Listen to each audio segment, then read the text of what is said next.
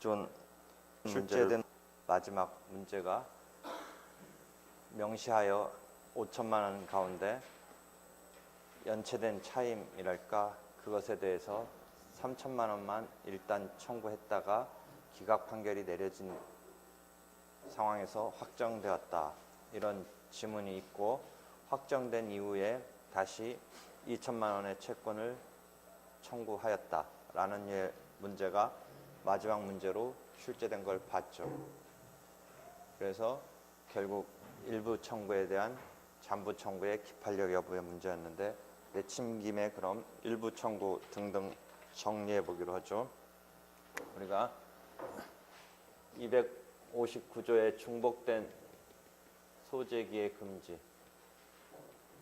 259조에서 그럼 이 취지는 중복된 소재기의 금지의 취지는 피고에 있어서의 이중 응소라든지 법원의 이중 심리라든지 중복된 심리라든지 또는 모순 저촉 판결의 이제 사전의 차단 이런 게 취지라고 할 수 있죠. 그랬을 때 그럼 동일한 사건이라고 할 때의 범위가 어떻게 되느냐 보면서 우리가 소송물의 동일, 당사자의 동일, 당사자의 동일을 먼저 생각해 보는 게 낫겠네요. 당사자가 동일하고 소송물이 동일하다. 이런 개념에서 이제 효과는 후소가 부적법 각하된다. 이런 식이죠. 그럼 당사자의 동일에서 문제가 됐던 게 채권자 대의 소송이 문제가 됐죠. 그래서 채권자 대의 소송이 제기 도중에 갑이 병한테 제기한 도중에 물론 그 을의 병에 대한 채권을 갑이 대의권에게 의해서 행사하는 것이죠. 을이 직접 병에 대해서 청구했을 때 물론 이 역순으로 을 채무자가 병에 대해서 청구했을 때 을의 채권자 갑이 병에게 청구한 역순의 채권자 대의 소송도 중복죄수에 걸린다. 한편 갑이 을의 채권, 병에 대한 채권을 대행사하는 도중에 또 다른 을의 채권자 정이 대의 소송을 낳았을 때 그래서 채권자 대의 소송이 또 다른 채권자에서 진행될 때도 중복죄수의 문제가 등장하죠. 이것이 그대로 이제 중복된 소재의 금지가 기판력하고 대칭되는 국면이라고 볼 수 있다면 이 채권자 대의 소송 당사자의 동일에 있어서는 218조의 1항에 보면 상대적 효력이다. 판결의 효력은 당사자 사이에만 미친다. 라고 하면서 이제 218조 3항에 보면 이익 주체에게 판결의 효력이 미친다. 그래서 예컨대 선정 당사자가 받은 판결의 효력은 선정자에게 생긴다. 그럼 여기서 선정 당사자가 소송을 수행함에 있어서 선정자가 직접 선정하고 나서 상대방한테 청구가 들어갔을 때 이것을 중복된 소재기의 금지라는 측면에서도 보기도 하고 당사자 적격이 빼앗겨서 없다라고 보기도 하고 하여튼 이 후차적인 선정자에 의한 청구는 뭔가 문제가 돼서 커트되는 그게 중복된 소재기의 금지로 보던지 당사자 적격의 문제로 보던지 그런 국면에 들어가는 거죠. 그거와 대칭된 게 이쪽에서 벌어지는 거죠. 그 다음에 소송물의 동일에 있어서는 완전히 똑같은 사건의 소송물의 경우는 뭐 더할 나위 없지만 여기서 문제가 되는 게 일부 청구였죠. 일부 청구에 있어서 처음에 5천만 원이면 5천만 원 다 청구한 게 아니라 일부를 3천만 원만 청구한 다음에 나머지 2천만 원을 청구하는 문제가 있어서 명시적 일부 청구 긍정설이 현재의 판례의 입장으로서 잔부분의 청구는 명시했느냐 여부에 따라서 중복죄소이다 아니다라고 푸는 거죠. 똑같은 문제가 여기서 벌어지는데 역시 명시적 일부 청구 긍정설의 문제가 여기서 벌어지는 거죠. 소송물의 동일에서 문제가 되는 게 상계 항변의 경우에 소송물은 아니지만 갑이 을을 상대로 소구 채권을 청구했는데 을이 상계항변을 했을 때 이 소구 채권에 대해서 반대 채권으로서 상계항변을 했을 때 요건 이유 중에 등장하는 이유 중에 나타난다는 건 무슨 말이냐면 예컨대 판결문을 보면 어떤 논리 순서로 판단을 하냐면 요 소구 채권 1번의 성립 여부를 판단을 할 거예요, 아마. 그래서 성립하는지 아닌지 결론이 날 거예요. 그래서 1이 성립하지 않는다면 일부분이 성립하지 않는다면 굳이 이 상계권을 쓰는 그런 장면으로 내려올 필요는 없죠. 근데 1이 성립한다라고 본다면 2, 지금 상계에 제공된 자동채권으로 제공된 채권의 존부가 문제가 여기서 성립하느냐 아니냐가 나뉘어서 성립한다면 원고 청구가 어떻게 되겠어요? 기각되겠죠. 요 국면이 기각되겠죠. 요 국면에서는 원고의 청구가 인용되겠죠. 이 경우는 원고의 소구 채권이 인정되지 않는다면 그 다음 상계에 제공된 채권을 사용하지 않고도 판단이 원고 청구가 기각이 나오겠죠. 그러니까 이때 원고의 청구가 인용되느냐 기각되느냐는 자동채권 이 경우를 상정할 필요 없이 소구 채권의 성립 여부가 결론이고 소송물이죠. 그럼에도 불구하고 상계항변의 경우는 특이하게 218조 2항이 뭐라고 얘기하고 있냐면 대항한 수액에 한해서 기판력이 있다. 그러니까 이 경우에 만약에 이 경우에는 이 대항한 수액에 대해서 기각됐으면 존재한다라고 해서 기각됐으면 요 상계에 제공된 자동채권의 존부를 다시 무너뜨려 존재하지 않는 것으로 싸움 거는 것이 기판력에 걸린다는 얘기죠. 이런 케이스였다면 상계에 제공된 자동채권의 존부가 인정되지 않았기 때문에 법원에서 이것을 갖고 예컨대 피고가 이 상계에 제공했던 채권을 별도로 청구한다든지 하는 게 기판력에 걸린다라는 거죠.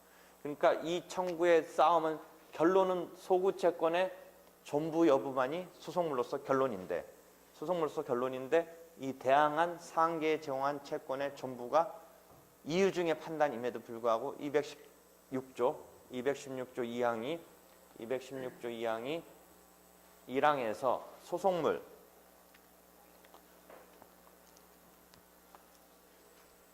판단, 그러니까 소송물에 한해서 기판력이 있다라고 하는 게 원칙인데 2항에서 상계의 경우는 이유 중의 판단임에도 불구하고 대항한 수액에 한해서 기판력이 있다 이렇게 판단하고 있는 거죠. 그래서 이 경우에 다시 와서 본다면 원고의 소구 채권이 존재가 인정되지 않으면 굳이 상계까지 오지 않죠. 그러니까 상계가 예비적 항변 비슷하게 쓰이는 거죠. 본격적인 원고의 소구 채권 자체가 인정되지 않는다면 상계까지 쓸 카드로 나갈 필요가 없다라는 거죠. 그런데 원고의 채권이 여기 상계에 대해서 제공한 채권의 성립 여부를 검토해서 성립되면 원고 청구가 기각된다. 원고 청구가 기각된다는 것은 소송물로서 원고의 청구를 기각한다니까 원고의 소구 채권이 성립하지 않는다라는 게 결론이고 사실은 상계의 채권이 존재가 인정됐던 것은 이유 중의 판단에 불과한데 요게 기판력이 있다라는 거죠. 특이하게. 만약 밑에 케이스라면 상계에 제공한 자동채권의 존재가 법원에 의해서 채택되지 않는 이 상황에서 원고 청구가 인용되겠지.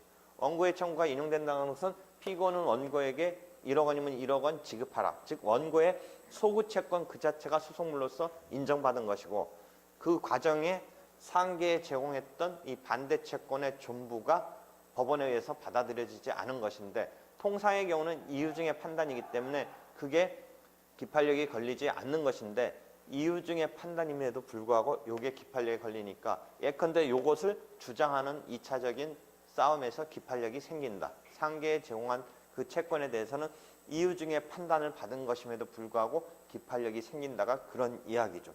그러니까 여기서 상계항변의 경우에 그런 지금 대항한 액수에서 수액에 한해서 기판력이 생긴다는 그럼 상계항변의 기판력이 라는 명제를 이 중복제소에서는 소송물끼리 비교해서 동일한 사건을 따지는 게 원칙인데 그러니까 막 소유권에 기한 어떤 인도 청구를 했을 때 이거의 소송물은 인도 청구권이 소송물이고 그 전제 문제인 소유권은 소송물이 아니고 그래서 이런 청구를 함과 동시에 소유권 확인 소송을 내더라도 하나는 인도 청구 소송이고 하나는 확인 소송이고 소송물이 다를 뿐만 아니라 이 소유권 그 자체는 이 청구의 전제 문제에 불과하기 때문에 소유권에 기한 인도 청구 소송이 진행 중에 소유권 그 자체의 확인은 기판력에 걸리지 않는다라는 것이고, 여기서도 똑같이 이쪽에서 어떻게 하냐, 소유권에 기한 인도 청구 소송을 내서 깨졌음에도 불구하고 소유권 그 자체의 전부를 또 다툴 수 있다. 그렇지만 심정적으로는 일반적으로는 이해되지 않는 상황이에요. 보통은 소유권을 전제로 놓고 싸워서 인도 청구를 했을 때 그럼 피고 네가 소유권이 있느냐, 원고 내가 소유권이 있다라는 싸움을 벌였을 거고, 그것에 바탕을 둬서 원고에게 소유권이 있다는 전제하에 원고의 손을 들어줘서 인도받을 권리가 있다, 즉 피고는 인도하라, 이런 판단이 나왔다라면 정상적인 우리 일반적인 생각으로 보면 소유권 싸움도 승부가 가려진 거 아니냐라고 생각할 수 있는데, 그 경우에 2차적으로 소유권 자체의 전부는 또 다툴 수 있다라고 하는 게 심정적으로는 보통의 경우는 우리가 일반적으로는 이상하지만 소송에서의 우리 구조상은 이 자체는 소유권 그 자체는 소송물이 아니었고 이 소송물의 전제를 이루는 그런 문제에 불과했기 때문에 또다시 소유권 자체의 전부의 확인 소송을 치고 들어가는, 예컨대 피고 입장에서 원고가 소유권이 있다고 했는데 소유권 부존재 확인 청구를 낸다든지 하는 게 하등 지장이 없다라는 게 우리가 소송물을 기준으로 어떤 판단에 있어서 기판력이 발생한다. 그래서 이 이유 중에 판단에도 기판력을 확정하려는 게 신의칙이라든지 이런 등등의 논리가 펼쳐지는 것을 뒤에서 기판력 보면서 우리가 보는 거고, 특이하게 조문에 있었던 게 이유 중에 판단임에도 불구하고 특이하게 있었던 게 있었던 거죠. 그래서 이런 상황을 좀 이해할 수 있죠. 그럼 기판력과 지금 중복제를 계속 같이 비교하는데 이 경우에 소유권 자체의 확인 청구를 별도로 내는 게 중복된 소지에 걸리지 않는다라는 거죠. 그러면 그것까지 정리됐는데 다시 이쪽에 와서 상기항변의 경우는 기판력이 생긴다는 걸 지금 설명했는데, 그럼 똑같은 논리로 여기서 얘기한다면 어떤 상황이 벌어지겠어요? 원고가 이렇게 소구채권을 행사한 것에 대해서 소구채권에 대해서 피고는 피고 나름대로 자기도 자동채권이 있다라고 하면서, 피고가 이런 을의 입장에서 갑에 대해서 채권이 있을 때는 꼭 상계만을 쓸 수 있는 건 아니고 상기항변만 할 수 있는 건 아니고 뭐 그 자체를 그냥 자기는 갖고 행사하지 않고 원고의 소구채권 여부를 다퉈서 이것만 다퉈서 깨지고 나더라도 이것을 별도로 청구하는 것은 괜찮아요. 또는 이런 청구가 진행 중에 여기서 별도로 내도 돼요. 그러니까 피고 입장에서 반대 채권을 갖고 있을 때 행사하는 방법은 두세 가지 방법이 있어요. 반소로 낼 수도 있어요. 원고의 청구와 관련관계가 있으면 반소로 낼 수도 있어요. 그 다음에 원고의 청구에 대해서 상계 항변처럼 항변으로 쓸 수도 있어요. 또 원고의 청구 그 자체는 그냥 놔두고 별소로 낼 수도 있어요.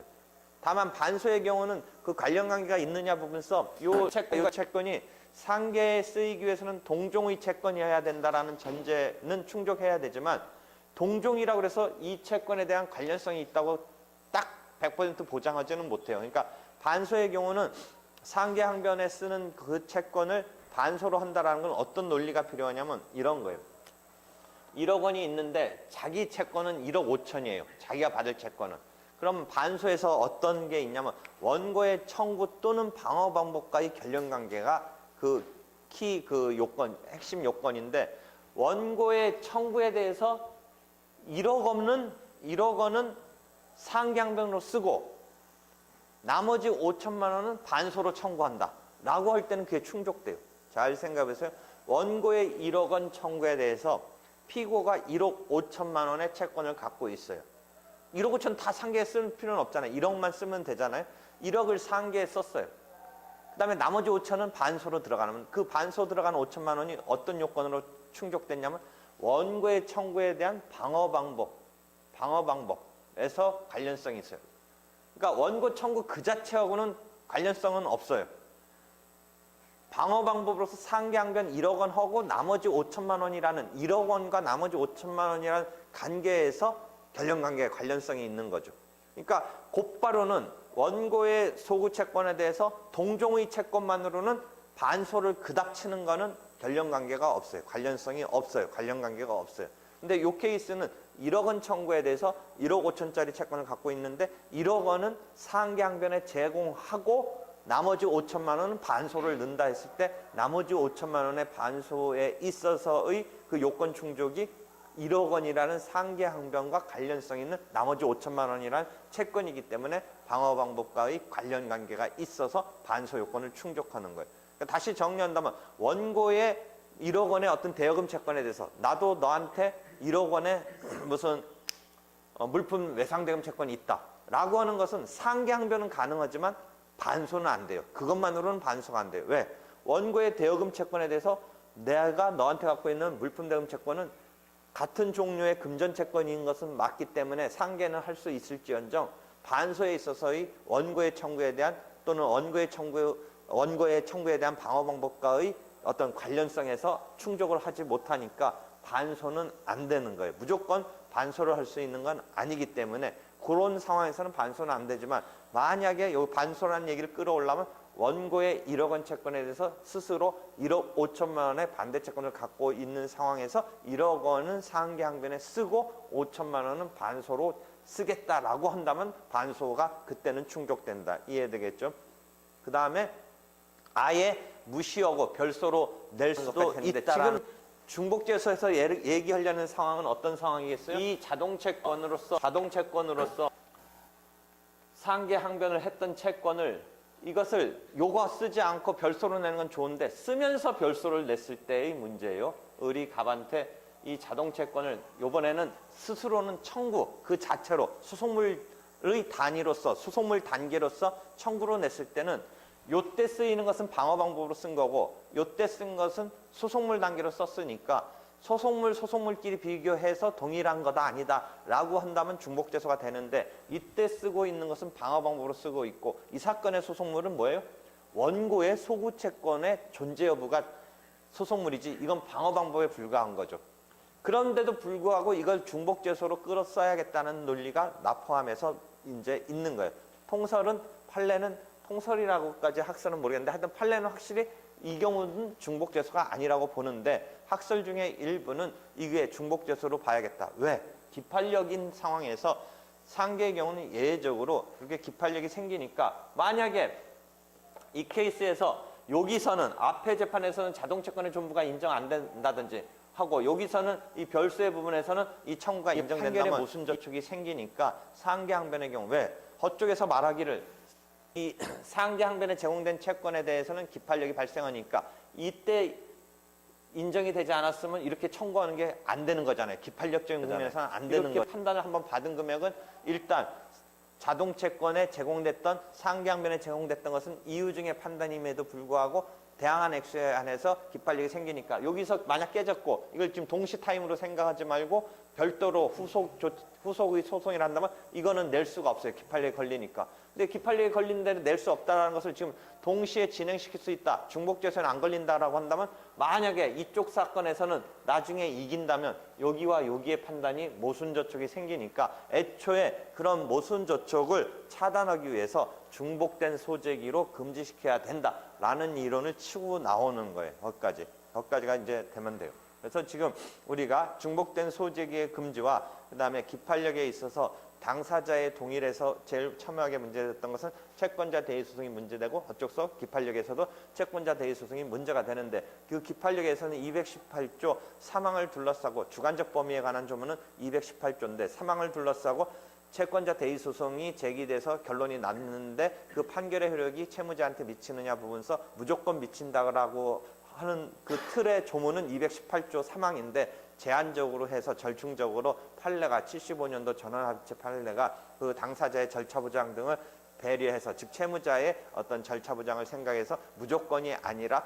알았을 때 하나요 기판력이 미친다라고 하는 판례가 75년 이미 40년 전에 나왔던 거예요.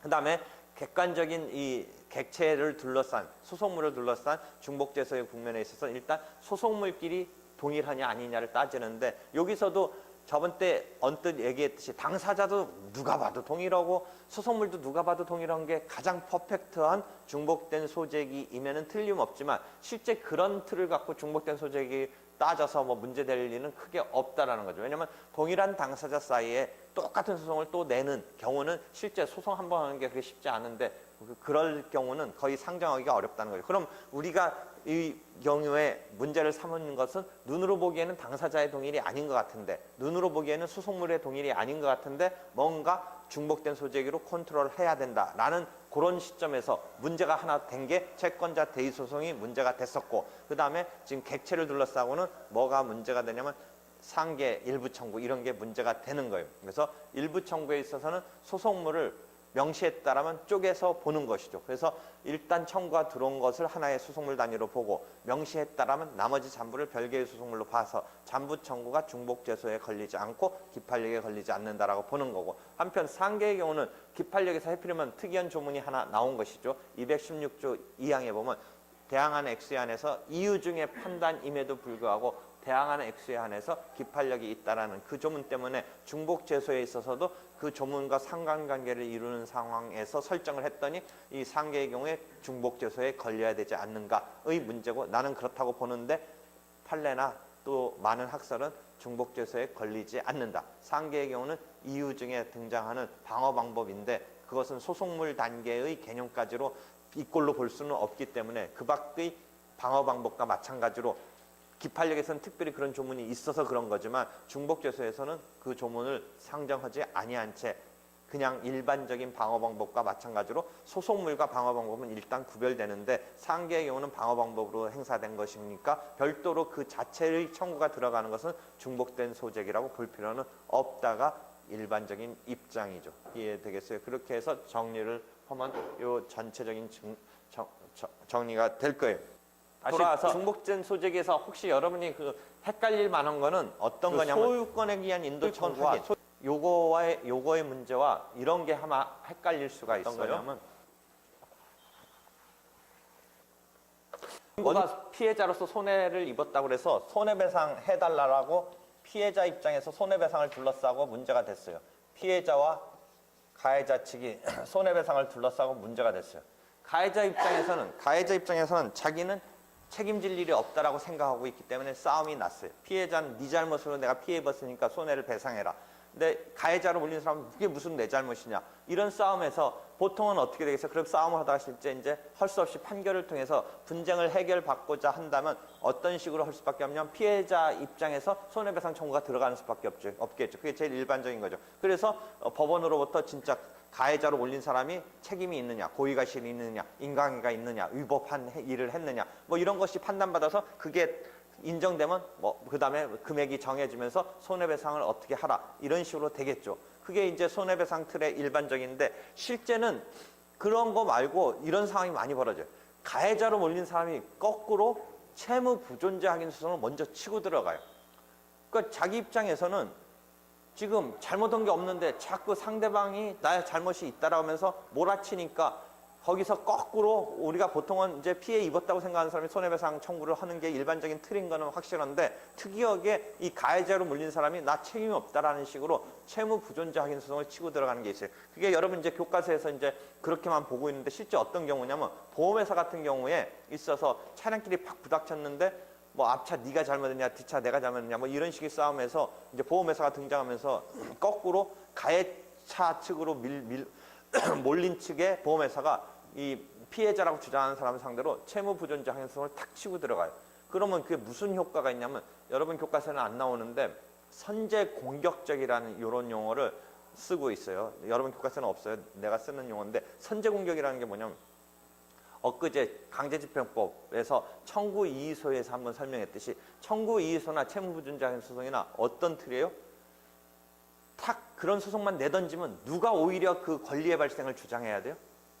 피고가. 주장증명책임이 피고가 주장증명책임을 해야 된다. 그런 틀이라고 그랬잖아요. 그러니까 채무조사하게 딱 들어가면 오히려 누가 깝깝해지냐면 지금 자기가 당했다고 피해 입었다고 생각하는 사람이 어차피 자기가 직접 소송을 적극적으로 내는 것과 똑같은 상황에 몰리는 거예요.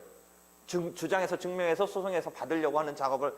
그러니까 선제공격죄라는 건 뭐냐면 그것에 대해서 보험회사 입장에서 보면 그쪽 피해자의 어떤 개인이 소송 말은 막 억울하다 막 와서 달달 볶긴 하지만 딱 이쪽서 좀 자기네 보험회사 입장에서는 나름대로 여러 가지 어떤 그런 사건에 대한 처리 노하우 같은 게 있는데 이거 사실은 말도 안 되는 것 같으니까 탁 먼저 탁 치고 들어가면서 당황시키는 거예요. 이 어떤 피해 입었다는 사람한테. 그럼 피해 입었다는 사람은 지금 소송할 이게 엄두가 안 나는 거예요. 뭐 예를 들어 뭐 다쳐가지고 병원에 누워 있고 이런데 그래가지고 말로서는 막 피해 보상하라고 하는데 그냥 소송을 탁 들어버리면 오히려 당황을 하는 거예요. 이쪽이.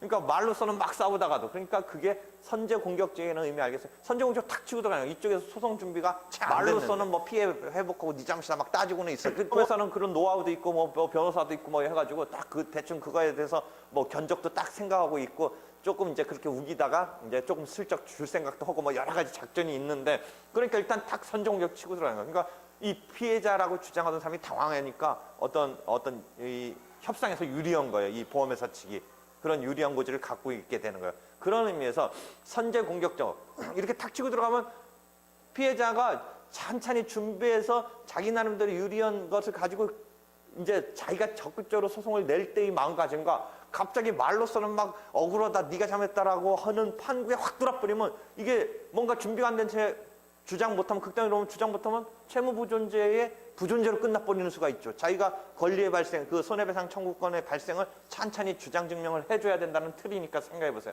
그게 선제 공격적이에요. 그 다음에 거꾸로 또 그런 경우 또 상정해 볼 수 있어요. 안 나지만, 그러니까 피해자가 뭔가 왕왕은 되는데 사실은 엄밀하게 따져보면 뭐 이 피해에 있어서 가해자로 몰린 사람 입장에서는 별로 뭐 지도 잘한 것도 없고 내가 결국 물어줄 것도 별로 없어요. 근데 별로 물어줄 것도 없는데 계속 깽깽대고 있는 거예요. 막 뭔가 큰일이라도 막 내가 잘못한 것처럼 막 그러는 거예요.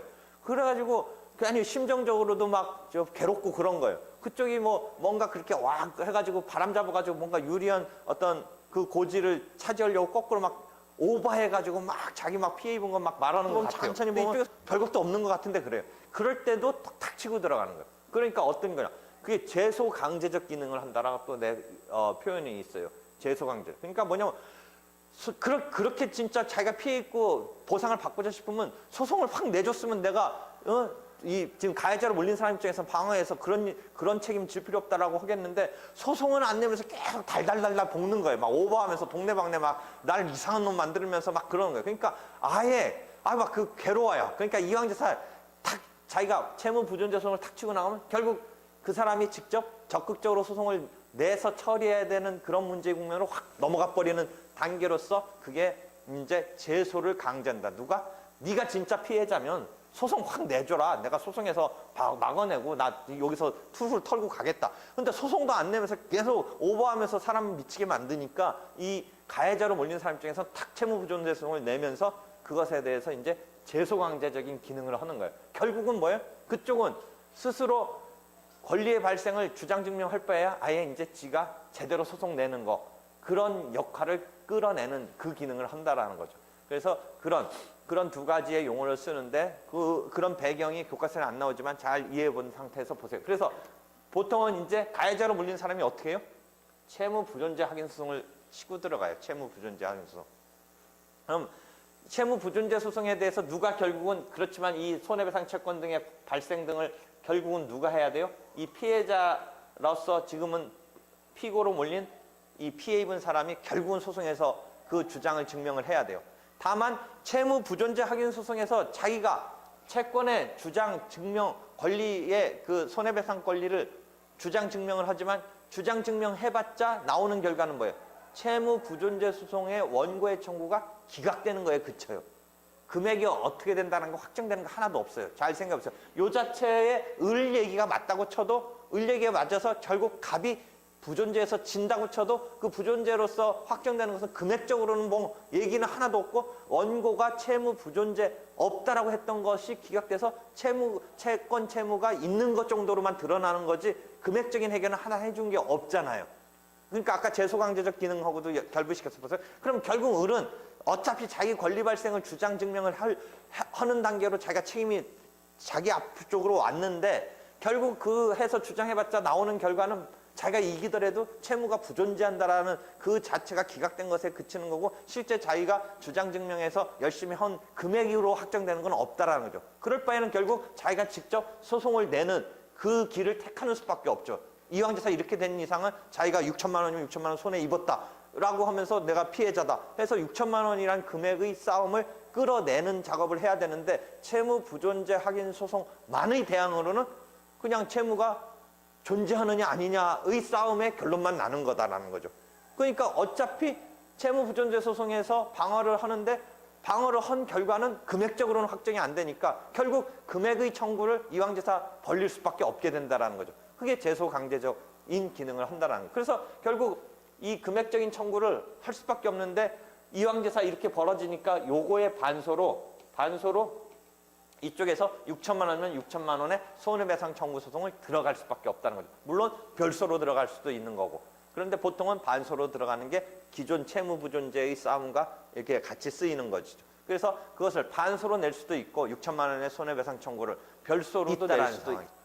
일단 여기서 그러면 기존 채무 부존재 확인 소송이 진행 도중에 별소로 6천만 원의 피고 입장에서 다시 원고를 상대로 6천만 원의 손해배상 청구 소송을 냈을 때 앞에 소송은 확인 소송이고 두 번째 소송은 이행 소송이니까 소송물이 벌써 틀려버리니까 중복된 소재기가 아니다라고 되는 것이고, 그런데 이제 여러분이 거기서 그러니까 이제 교과서에 보면 중복된 소재기 보면 어떤 하나의 우리가 포착을 하면서 따져보는 게 있냐면 확인 소송과 이행 소송이 즉 어떤 청구권 자체에 이행 소송이 들어가면서 그 청구권 자체에 확인 소송이 들어갔을 때의 관계에 대해서 중복 재선이 아니냐의 부분이 여러분 어떤 책이든지 있어요. 이행 청구와 그 이행 청구권 자체의 확인 소송이 벌어졌을 때 중복 재선이 아니냐.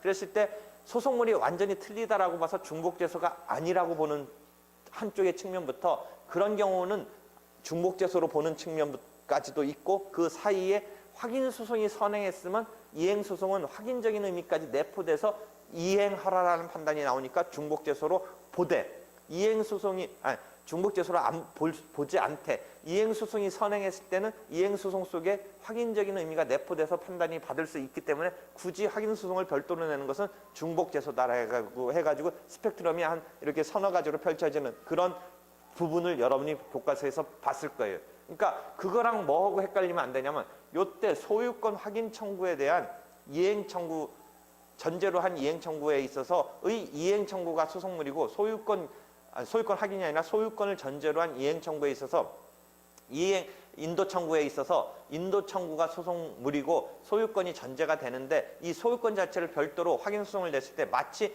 이행 소송과 확인 소송이 병렬적으로 벌어지기 때문에 요런 틀이 그 틀하고 혹시 헷갈려 하지 말라는 거예요. 요 틀은 뭐예요? 요 틀은 소유권을 바탕으로 한 인도 청구고 요건 소유권 확인 소송이에요. 아까 말한 건 뭐예요? 이 인도 청구권, 손해배상 청구권 자체의 확인이에요. 그러니까 요거 자체의 확인이면 좀 아까 말한 상황이 될 수는 있는데 지금 이 틀은 소유권을 전제로 한 인도 청구고 그것과 함께 별도로 소유권 확인이 들어갔을 때는 이거는 하나의 앞의 사건은 인도 청구권이라는 게 소송물이고 소유권은 그 전제를 이루는 것에 불과하기 때문에 소유권 확인은 중복 재소가 안 된다. 그쪽에서 기판력에 걸리지 않는다. 다만 이 경우도 기판력에 걸리지 않는다를 둘러싸고 결국은 소유권 존부가 전제 문제로서 판단이 났기 때문에 일반적인 심정으로는 그걸 다시 다투는 게 심정적으로 받아들이기는 쉽지 않은데 법 이론상으로는 우리가 지금 기판력으로서는 지금 걸리지 않는다. 그래서 신의 측 등의 이론이 나오고 애초의 단계에서 소유권 자체도 소송물급으로 기판력이 발생할 수 있게끔 묶으려면 뭐 중간 확인해소를 미리 치고 들어갔다든지 뭐 이렇게 아니면 아예 소송 형태를 소유권 확인 및 소유권의 바탕을 둔 인도 청구권이 아예 들어갔었어야죠.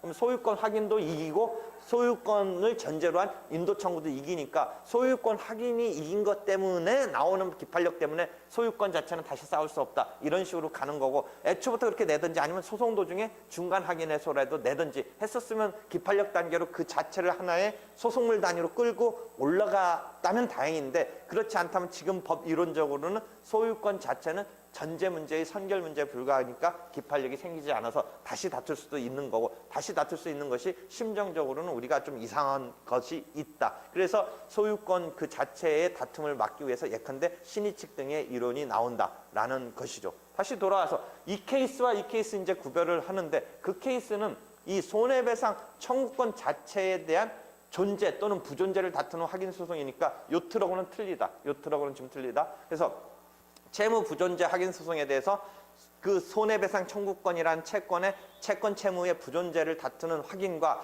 그것이 이행을 청구하는 소송의 형태는 지금 요 트렁은 틀리고 여러분이 교과서에서 나오는 이행소송과 확인소송이 병렬적으로 벌어질 때의 그런 국면인데 여러분이 갖고 있는 교과서에 있어서는 그러니까 제일 일반적으로 보는 교과서는 반복형이라고 내가 이름 붙였는데 원고가 이행소송도 내고 확인소송도 내고 하는 틀만 설명이 되어 있는 틀이고 이런 것은 반복형이 아니라 대항형이라고 그래서 이쪽이 부존재로 나갔는데 그쪽이 이행소송이 들어온 이런 틀이에요. 거꾸로 이행소송이 먼저 들어갔는데 이쪽이 부존재로 나갔다든지 이건 대항적이잖아요. 근데 여러분이 교과서에서 일반적으로 요 부분에서 얘기하는 건 기본적인 틀은 이 반복적인 거죠. 이행도 들어가고 확인도 들어갔을 때 이 반복적인 틀을 놓고 하는데 아까 말한 대로 학설의 스펙트럼이 한 서너 개로 펼쳐진다 그랬죠. 중복재소에 걸린다부터 안 걸린다. 근데 제일 일반적인 것은 확인 소송이 들어간 그 청구권 채권에 대한 확인 플러스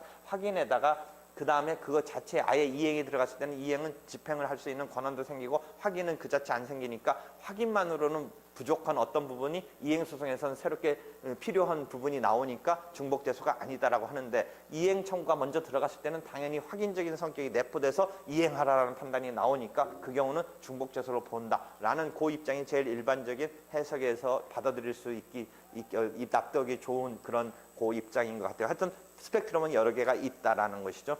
그럼 다시 돌아와서 이 케이스는 그런 논리로 했을 때 반복형은 아니고 대항형이 되는데 어떻게 했어요? 이 채무 부존재 확인 소송이 들어오니까 피고에서는 갑자기 지금 이제 자기가 어차피 자기 채권의 성립 등을 주장 증명을 해야 될 판이니까 아예 금액적으로 따져가지고 찬찬히 따져서 아예 방어할 김에 그 청구를 들어가는데 그걸 별소로 들어갔을 때의 틀이 뭐예요? 좀 아까 말한 대항형의 확인 소송에 대해서 대항형의 이행 소송이 들어간 거니까 이게 중복재소로 볼 거냐 안 볼 거냐의 문제로 들어가는 거죠. 되겠죠? 그 다음에 반소로 치고 들어갔을 때는 우리가 채권자 대리 소송에서 가장 내가 계속 기본적인 그 흐름으로 얘기했던 게 중복재소냐 아니냐의 문제는 별도의 소송으로 벌어졌을 때가 문제지 참가라든지 반소라든지 해서 병합돼서 동일한 법원의 이 소나기에서 판단을 받을 때는 굳이 모순 저촉의 상황이 벌어질 필요가 없으니까 그런 상황에서까지 난 중복재소를 따지지 않는데 그러니까 반소로 치고 들어갔을 때는 중복재소의 국면을 더 얘기할 필요는 없을 것 같아요.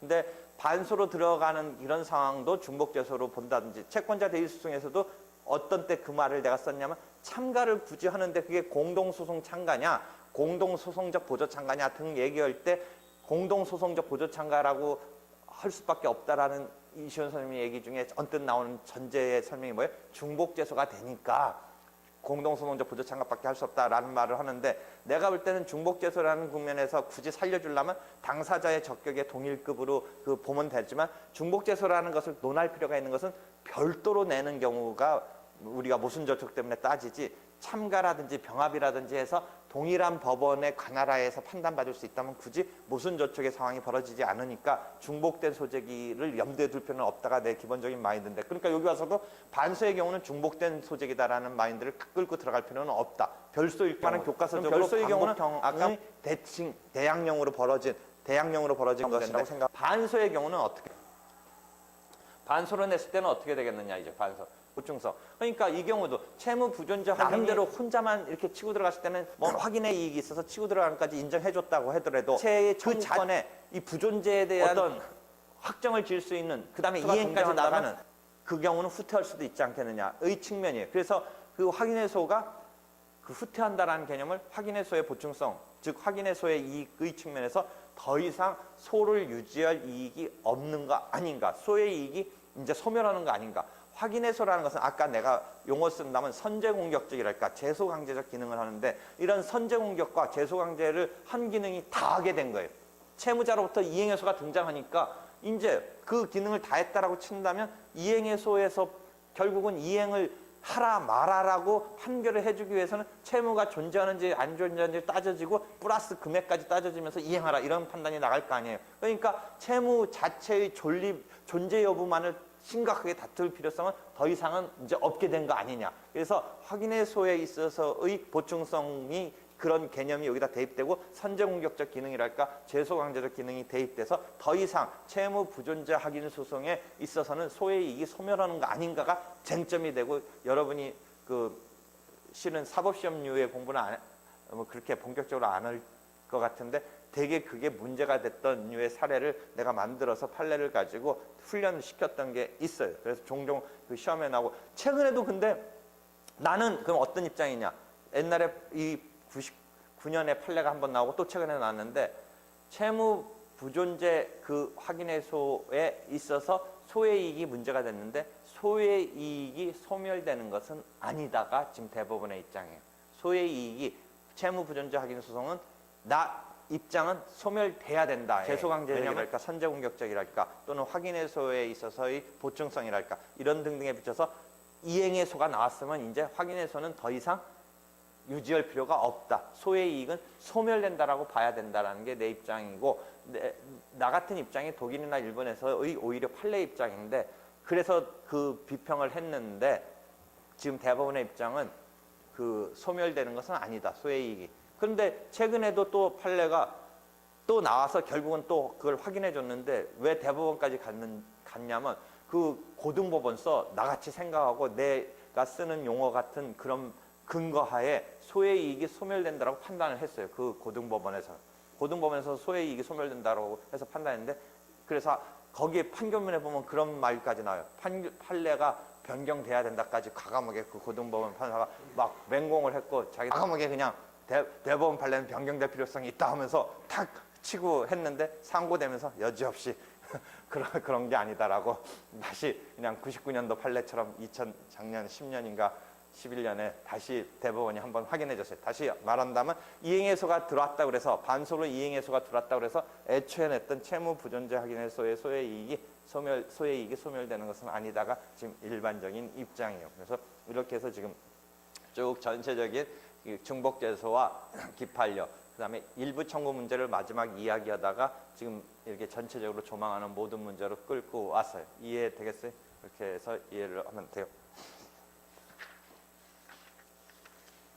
지금 하급심 불러줘 볼게요. 그게 책이 있는 사람은 4-9에서 등장하는 문제인데요. 4-9에서 등장하는 문제인데 최근에 99년 판례 이후에 최근에도 또 한번 그런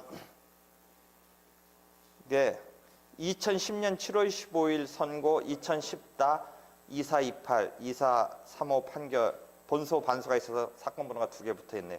그거에 원심, 그러니까 2심 법원이 광주고등법원인데 광주고등법원에서 353면에 내가 자세히 했는데 본소는 결과적으로 즉 본소 채무부존재 확인의 본소는 결과적으로 확인이 없어 이익이 없어 부적법하다라고 해서 판단을 했는데 대법원에서 다시 받아들여지지 않았네요.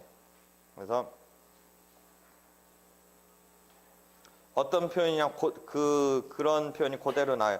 채무 부존재 확인의 본소가 사실심에 계속 중일 때 피고가 이행해소를 반소로 제기한 경우에 반소 청구를 기각하는 판결의 기판력은 원칙적으로 본소의 원고가 채무 부존재 확인 소송에 의해서 달성하는 목적과 동일하다. 이해되겠죠? 동일한 거죠. 이행 소송을 기각시켜 놓으면 부존재한 것을 바탕으로 기각되는 것이죠. 그러니까 확인 소송은 더 이상 유지할 이익이 없게 된다.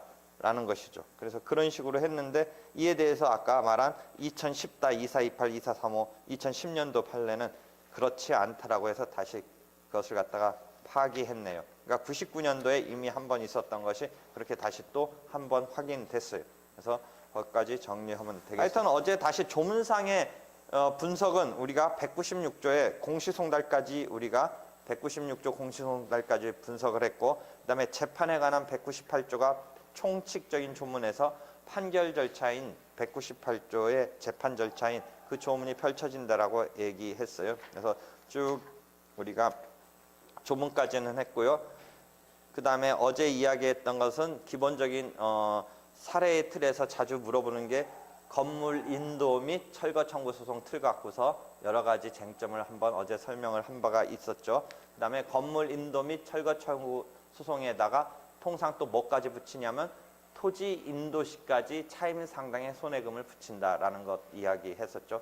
그다음에 조금 더 복잡하게 한다면 그 철거의 대상이 됐던 피고가 또 다른 이제 병한테 그 건물을 사용하게끔 했을 때는 그 제3자는 직접적인 토지 임차인은 아니고 그때는 태거의 청구를 들어가야 된다. 그러니까 또 다른 자가 실제 이제 사실상 사용하고 있다면 그 자한테는 태거 청구가 들어가야 되고 실제 토지를 빌려서 건물을 가건물이든지 지은 사람한테는 철거가 들어간다. 라는 청구의 틀과 그 다음에 차임 상당의 손해금의 지급 청구를 하는 게 일반적인 틀이다 라는 걸 갖고 여러 가지 저번 시간에 설명을 한 바가 있네요. 그래서 그와 관련되는 것은 4-3의 연습책 4-3의 장래 이행의 소에 있어서 소의 이익이라든지 정기금 판결에 대한 변경의 소라든지 그런 이야기를 하면서 아울러서 교과서적인 내용과는 조금 더 참신하달까 해가지고 우리가 장래에 획기적인 불법행위에 의한 손해배상 금액을 받으려는 청구를 만약 받아들여진다면 판결을 받아들여진다면 그게 분쟁을 갖다가 사전적으로 예방하는 그런 효과가 있다라는 그런 이야기를 했었었죠. 그래서 아울러 그러면서 정기금 판결에 대한 변경의 소제도까지 설명을 했죠. 그 다음에 중복된 소재기 금지에 있어서 채권자 대의 소송을 설명하다가 그 다음에 시험 문제를 설명하다가 일부 청구에 관한 설명을 지금 오늘까지 이어서 하는데 역시 아까 말한 소유권을 전제로 한 이행 청구 소송에 있어서 소유권 자체는 기판력이 생기는 소송물 단위의 판단이 아니었기 때문에 기판력이 생기지 않지만 그것에 대해서 일반적인 감정으로는 이상하니까 신의칙 등의 어떤 이론이 등장한다의 얘기에 있어서 어제도 또 잠깐 얘기했지만 일부 청구와 잔부 청구의 관계를 다시 교과서 외적인 이야기로 내가 확대해서 가져간다면 명시했다고 치더라도 예컨대 3천만 원에 대해서 명시해서 일부 청구를 했다고 해서 잔부분은 명시적 일부 청구 긍정설에 따라서 2천만 원 청구가 가능하다라는 게 지금 일반적인 입장이지만 그렇게 끌고 가는 데서 내가 여러분이 교과서 외적으로 좀 더 생각을 끌어내기 위해서 과연 여러분이 그 피고로서 또 한 번 소송을 당하는 사람의 변호사라든지 피고로서 생각해 볼 때 만약에 3천만 원, 5천만 원 그 토탈 금액 5천만 원 써 3천만 원을 쪼개서 일단 청구했다가 깨지고 다시 2천만 원 청구가 들어왔을 때 그 깨진 원인이 원고 측에서 패소한 원인이 예컨대 인과관계가 없어서 깨졌다든지 했을 때 피고 입장에서 본다면 이미 그게 3천만 원으로 쪼개서 청구했을지언정 인과관계가 없다면 나머지 2천만 원도 결국은 다시 쌈 벌리는 게 오히려 피고 입장에서는 이게 억울한 거 아닌가의 입장에서 피고 측에서 볼 때 이게 무언가 구속력이 있어서 2천만 원을 치고 들어오는 것을 막아야 되는 거 아닌가의 발상을 어떻게 하겠느냐의 질문인데 뭐 어떤 문제적인데 역시 그때도 신의칙이라든지 어떤 무조건 우리가 이론적으로 본다면 명시적 일부 청구 긍정설에 따라서 잔부분이 가능하다라고 뭐 그게 교과서적인 이야기지만 한편 실제의 당사자 입장에서 생각해 본다면 2천만 원을 또 청구하는 것에 대해서 그 방어를 펼쳐야 되는 피고의 심정에서 본다면 그게 과연 기판력이 뭐 그게 명백히 우리가 말하는 기판력이 될지 뭘지는 몰라도 뭔가 구속력이 있게 해줘야 되지 않겠느냐 뭐 이런 것에서 우리가 어떤 기판력에 대해서 확장할 수 있는 이런 생각을 이제 해야 된다. 그 이야기를 아울러 추가하도록 할게요. 그래서 일부 청구까지가 설명이 됐다고 치고요.